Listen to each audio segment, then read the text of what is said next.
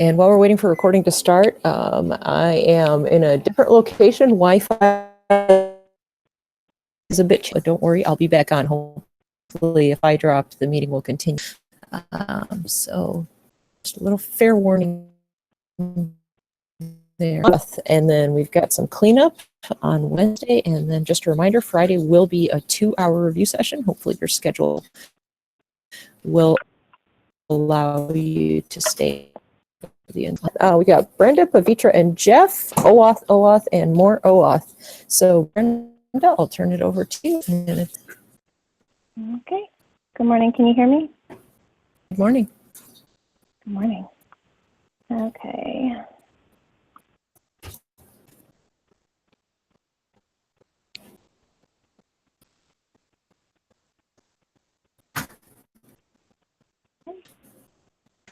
Let me go here. So you guys should see my, oops, hold on. What have I done? Hold on. I'm going to stop sharing. I got to get out of full screen. Is he a non-banana or banana? Oh, I'm sorry.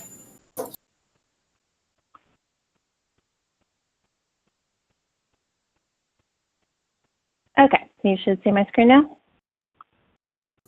Yep, sure can. Thanks. Perfect. Okay, so we're going to talk about OAuth device authentication flow. So this is basically an authentication flow for like IoT type scenarios where the device that is looking to authenticate and get access isn't a desktop, isn't a tablet, isn't a phone. It's typically going to be something else that doesn't have a browser or an easy input method. So it enables clients to request authorization from these types of devices. So smart TV, a media console, picture frame, a printer, anything like that. Beyond that, thinking about security systems, or if you have a smart fridge or anything like that, that's going to be the type of thing that's going to use this OAuth device authentication flow.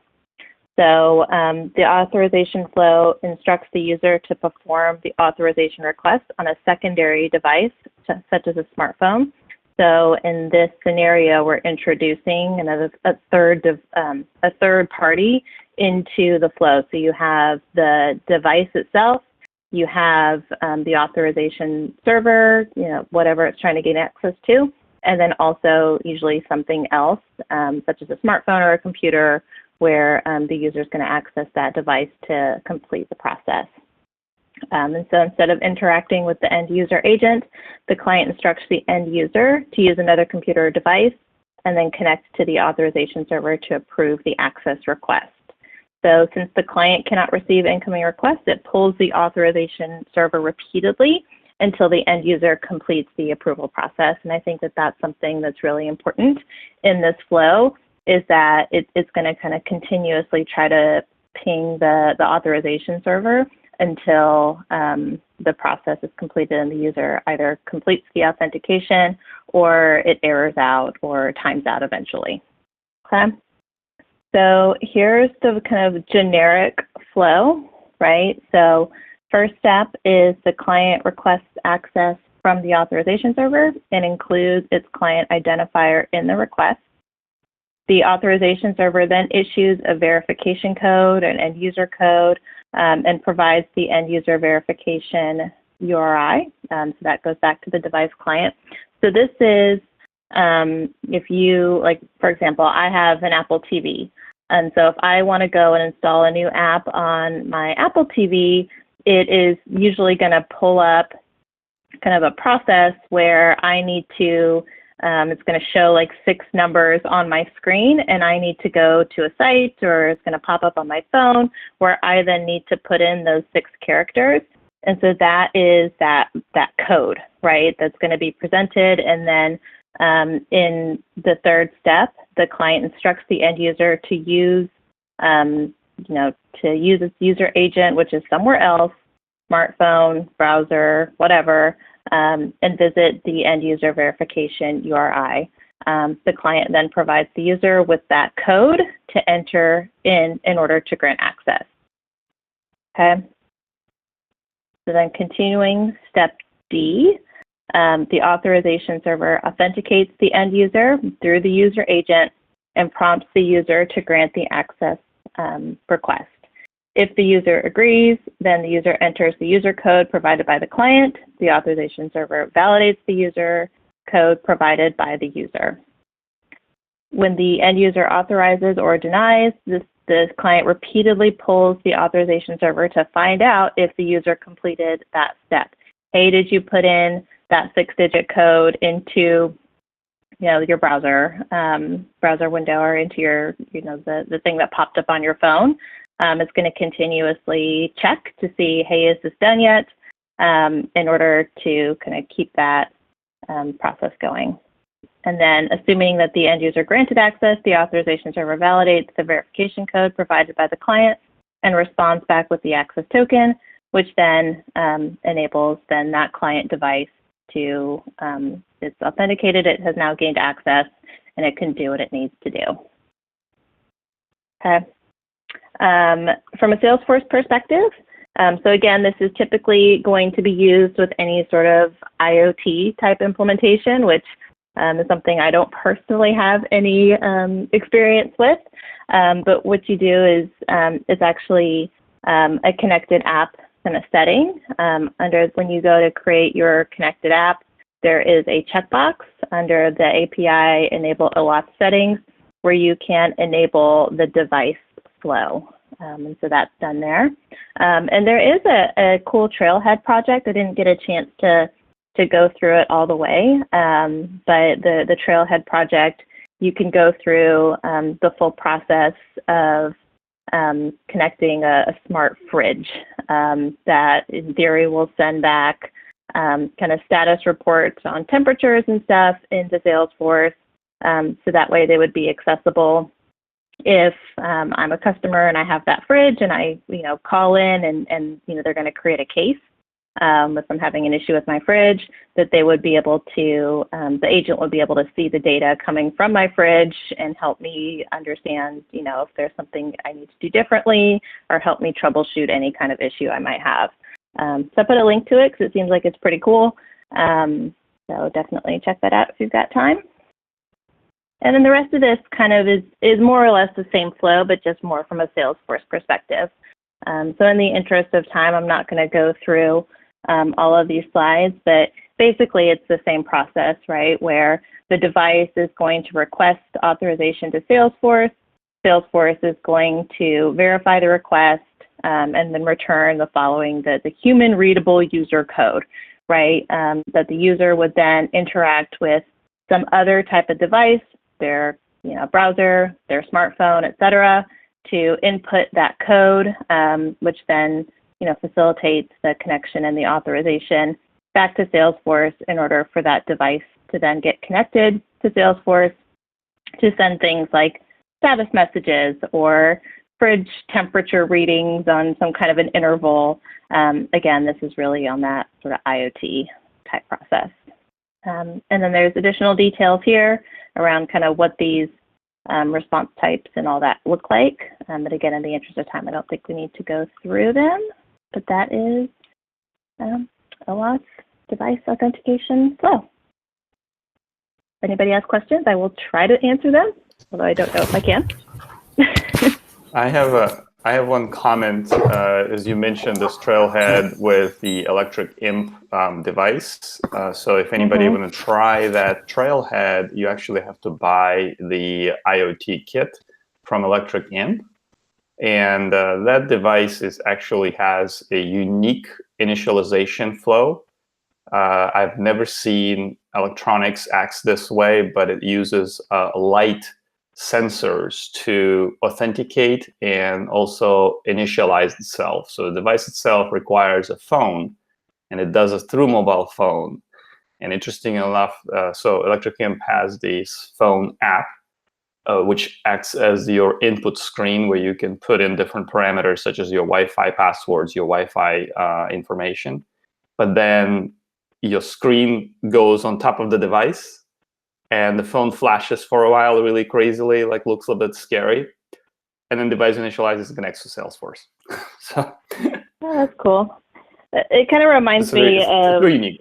like, that's neat. Like on an Apple Watch, it's sort of similar, right? Where the Apple Watch like just puts this weird kind of graphic thing, and then you use your phone to scan that graphic from the Apple Watch, and then that is basically all you need to do to connect the two devices together.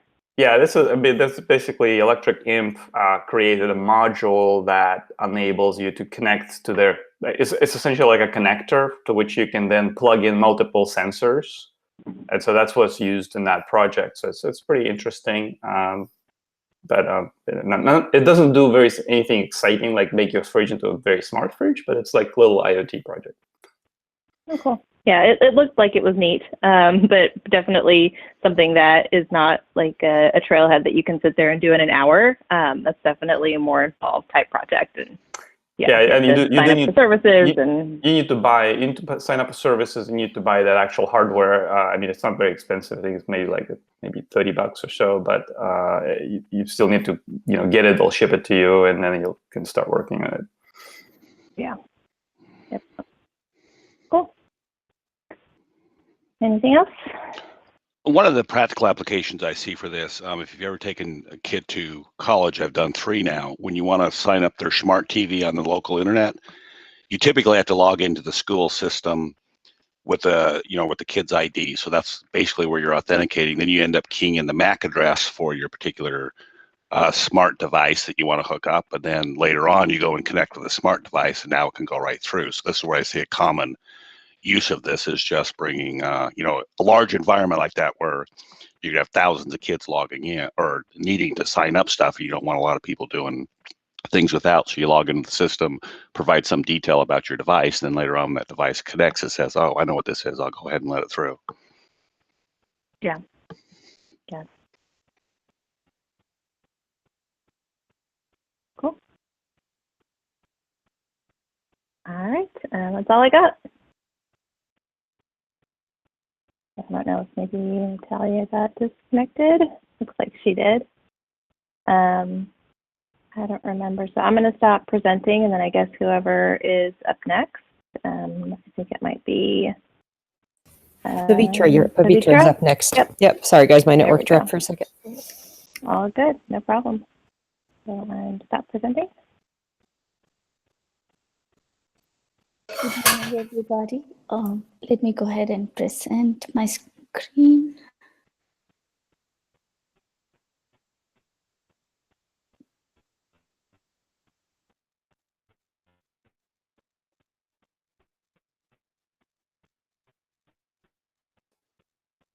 Can you see my screen? Yep, we can see it. Okay. All right. So just now, Brenda talked about OAuth 2 with the device flow, browserless device flow. I'm going to talk about some OAuth 2 with asset token flow. Even this flow is related to securing the identity for Internet of Things, where we have devices and devices would like to connect to Salesforce through the asset token. So one of the use cases what we have is like previously Brenda talked about. So you have a refrigerator, and if in the refrigerator you have some sensors which can monitor the temperature, and if something goes wrong, if we want to based on this there could be a backend device backend service which is going to get these information, and it would talk to Salesforce to create a case. So that's one of the scenario where we can go ahead using this asset token flow. Basically what happens in this flow is we have a device, and device will have initially we have to create an asset in Salesforce for this device. So we might have an app or a community URL or anywhere where first what we need to do is allow user to register this device. So in this flow, what happens is you have an app, and in the app, the user is prompted to log in.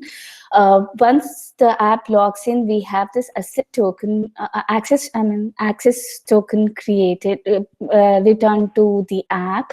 Now this app is going to communicate to the device and ask for device metadata information, like for example, device ID or a serial number or any of those information. And the device is going to return the device information, and this app is going to request for an asset token using the access token and the device metadata. So this access token and the device metadata combination is called something called as actor token. Basically, the app is asking an asset token from Salesforce so that it can return to the device. So this app is going to call Salesforce, and based on the access token, Salesforce verifies and authorizes the request, and then it publishes an asset token event, platform event basically. And in this event, you can actually create or a link an asset to a contact based on the device metadata information what has been received. And then this access token will be, this asset token will be returned to the app, and app would return this asset token to the device. Now, once the device gets the asset token, device can actually connect to Salesforce without the app, and it can start sending information to Salesforce. So it's basically what you're doing here is you are identifying the device through the asset token. So it's more like authenticating the device through this asset token. So that's the flow what we have in the asset token flow. We talked about some of the terms here. I just want to reiterate what those terms are. Asset tokens basically are the authentication tokens that verify and secure requests from connected devices. And and this asset tokens are nothing but they are in a JOT format. And also we talked about actor tokens, where actor tokens are a bundle of the access token and the device metadata in a JOT format, which will be sent to Salesforce to retrieve a asset token. So one of the things with this flow is proof of possession key. So basically, once a device has an asset token, this asset token can be used by anybody to access Salesforce, right? So then we have to have a proof of device, basically proof of possession key that this asset token is actually a valid asset token coming from a valid requester. So that's where we have the digital signature coming into picture, where the when we create an active token JOT, we have to make sure that it contains a confirmation key with the RSA public key, device specific RSA public key, which was signed using a private key. And this public key would be available in Salesforce, and Salesforce bind this public key in the asset token. Basically, in the asset object, it's going to make sure that the public key is stored. So whenever the asset token is returned, like next time onwards, whenever Salesforce receives asset token, it can verify that the asset token is a valid asset token from the device where it was originally generated. So that's the concept of proof of possession key. And then the next thing is the platform event, which I talked about. So when we are going to through the app, when we are going to call invoke request for asset token. At that point of time, the Salesforce generates an asset token event. It's actually a platform event, and you cannot query through Circle. What you can do is like you can create a trigger on this asset token event, and in the asset token event, you're going to get some of the information like device ID or serial number and different payload. Based on that, you can actually create the asset, or you can, if all the asset already exists, you can link this asset to the information which you received. So that's how next time onwards, when device is going to send any information to Salesforce, you can actually know that this asset is what is sending the information to Salesforce, and based on this asset you already know which account it belongs to and which contact it belongs to. So you can easily create cases, or you can add any business process to whenever you get any information from this device. So those are the key terms at this point of time. Any questions? All right. Could you please go back to the diagram? Well, you have the app there. I guess this is implying the external app to Salesforce, correct? Right. Yes. Yeah. This would be like a Heroku app, for example. Right. That's correct. Yeah. Any app where you can allow users to register their devices, or where this app basically facilitates the device to get a asset token. Okay. Thank you. What's the use case difference between this and the previous one we just looked at? I mean, they both seem like they're Internet of Things. I'm struggling with, I mean, obviously the flow is very different, but in practical terms, when would you use one versus the other? Actually, I was trying to get answer for the same, like I was able to ask the group here, like what would be the difference. One difference I felt is like here in this scenario, the first scenario is more from a verification URL perspective, where a unique identifier is provided by the user to authorize themselves. That's mostly used for browserless devices.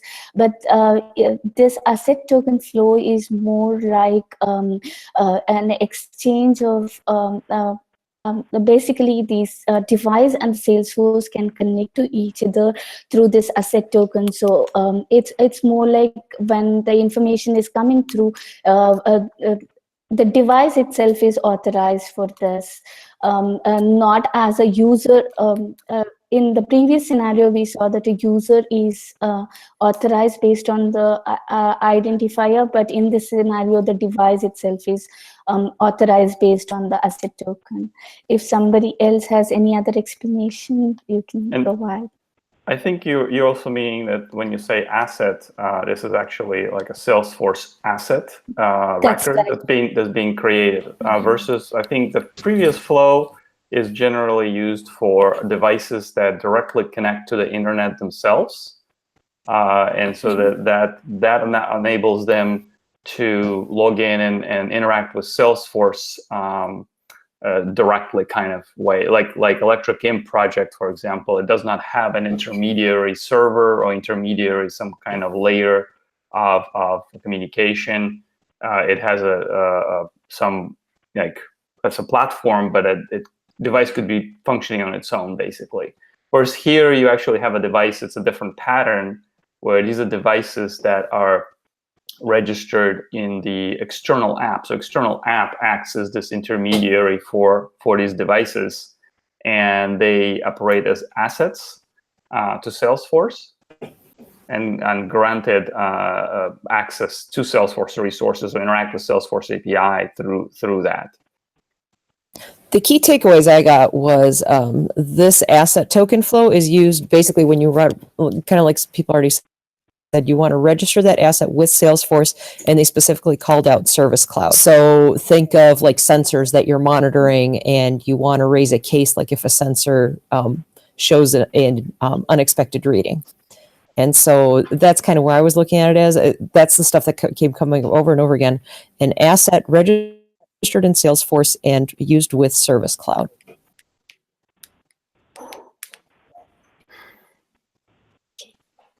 All right, sounds like we're done. Pavithra, thank you. Jeff, you're up next with username password flow. Sounds good.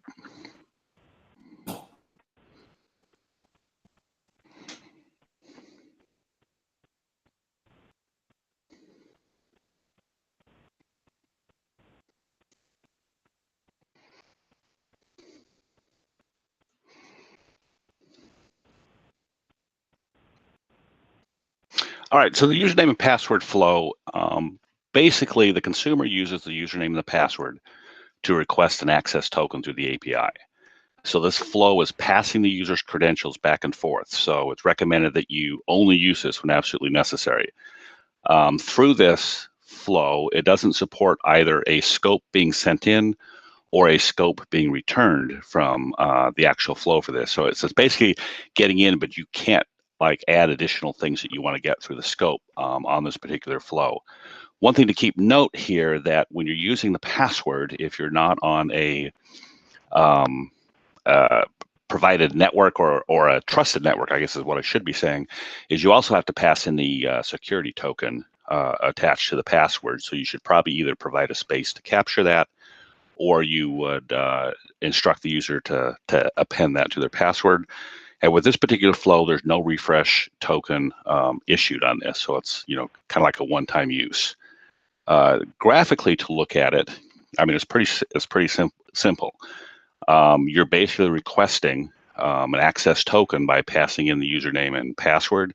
Salesforce verifies the information you've sent in, sends back a access token. You then use that access token to make additional calls for whatever information you want. So let's kind of get into some more details on how this exactly goes. So you're basically making a post to the token endpoint, and you're passing in a grant type of password. You're passing in the client ID, basically the consumer key, and the client secret. So again, this has a connected app that you're hooking through, because that's where you're going to get both the client ID and the secret. And now you're passing in the username and the password of the particular user. And again, that security token is appended to the password if it's not a trusted network. And then you're given a format of what your expected return back is. URL encoded, JSON, which is the default, or XML. And there's an example request below here of, basically just the parameters that need to be passed in. And then the response is you basically get your access token back. So that's your session ID. It indicates the type, which is bearer, which is really, it's bearer for all responses that include an access token. You get an instance URL like you normally would of how to make the subsequent calls back in order to utilize that session ID to make calls. You get the identity URL that can be used to get more information about the user. You've got a signature, which is a base 64 encoded set of the client secret and whatnot that you could use to validate that it matches what was originally sent. So you can determine whether anybody has tampered with this, which is kind of interesting that you would check to verify that it's coming back correct, but you're actually passing username and passwords as part of this. So it's kind of a misnomer what you're doing. And then there's an issue date again, which has a time of when this thing was issued, so that you could, in terms of session, you can control how much or how long that session's open. Get an example response here at the bottom, similar to a lot of the responses we've seen through many of the other flows. So as I was looking at this, I was kind of thinking, what is different between logging into Salesforce with username and password, which you do all the time? Why does it say not to use this particular piece of logging in? And the difference here is all who has control of the credentials. So when you're doing a direct login, Salesforce is presenting you a screen. You're keying in your username and password. Salesforce is managing that username and password, doing all the verification, and then routing you into the application for use. So the user's credentials are not presented to anybody else. In this particular flow, however you get the username and password is not important. You're just now passing that information when you're initially requesting the request. So now this third-party app or whoever's trying to make this call, they have the consumer key, they have the consumer secret of how to connect to Salesforce, and they now have somebody's username and password. So you're kind of giving access to a third party or the consumer that's going to be making this call. You're pretty much giving them everything they need to get in. So you want to make sure you at least trust this if you're going to, provide this type of flow. Like I said, you're exposing the details about the user to another system here to use this. So it should only be used when absolutely necessary and when you can have some kind of trust of what the application is going to be doing this is going to do with it. And that's pretty much what I have on here. Everything I've read on this says not to use it unless absolutely necessary. I don't know if people have had to use this, but it is available, so that it is another connection type, just not something that should be your first choice when connecting in through the API. Yeah, I was working on a server-to-server project where there was no direct user interaction. It was just one system talking to another. And I got stuck on how do you do this OAuth flow without requiring user interaction. And somebody sent me, I didn't know it at the time, but the code they sent me was the username password flow. So it was interesting after going through this group and after going through the materials, I go back to my code and I'm like, oh, this is the username password flow. You're not supposed to use this. So yeah, right. You're coding in the code. Here's the username and password. And so it is out there sitting. I don't know if there's any questions. It's pretty straightforward on this one. But. Yeah. Any questions on any of the flows we've covered so far? Originally, we were going to cover OAuth 1.0 on Wednesday, but I'm kind of making an executive decision not to cover that. I'm guessing everything on the exam is going to be OAuth 2 focused. So we have some time if anybody has any questions or aha moments that they want to share about any of the flows that have been covered. Now would be a great time to do that. Well, one of the interesting things about we don't cover it much, but our internal security would still would like us to use 1.0a in terms of doing our connections, because they said it's much more secure than 2.0. And I've tried to look out to see what's going on there. And I think it has to do with refresh tokens and how long they're available and things like that. But for pure security, our systems always say, well, we'd really like everybody to go back to 1, but we know few applications support that anymore. So then we'll have to figure out how to do it with JWT or not. But, I always thought that was interesting. That's been the direction from our people. Okay. Well, okay, cool. Thanks, Jeff. I'm going to end your presentation session, take over again here. Last chance to talk about OAuth until Friday, people. So speak up if you have questions. If not, like I said, we'll move on. Okay, let's move on then. Is everybody seeing my screen? Should see schedule and resource links. Okay, great. Okay, so again, Monday study time is always jam-packed with stuff, Monday and Tuesday. So we're getting into the remainders section now. So all the stuff that we haven't covered yet. David, I know you're on the line. Please take note. I changed your presentation topic.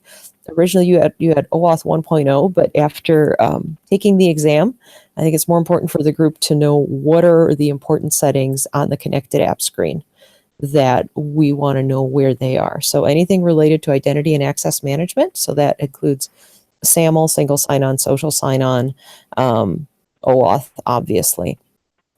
That's what we'd like you to cover instead of the OAuth 1.0. And then Amit will go over. Go ahead. I was just saying, thank you for letting me know. Yep. And then Amit, SSO for mobile. Joseph gets SSO for Canvas.